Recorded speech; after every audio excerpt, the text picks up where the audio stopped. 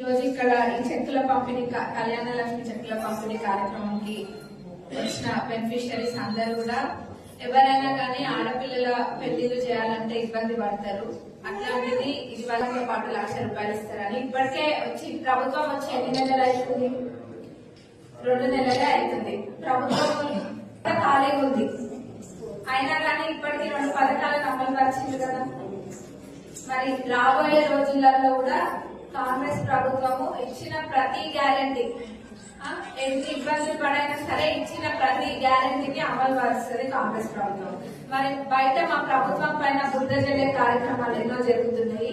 కానీ అదంతా కూడా ఓడిపోయిన మన ఫ్రస్ట్రేషన్ తోటి వాళ్ళు ఎల్లగాకుంటున్నారే తప్ప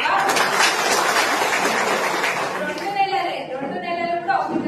మరి 2 నెలలు ఓపిక లేదు. 10 ఏళ్లలో జరిగినట్టు 2 నెలల్లో ఎట్లా జరుగుతుందని మరి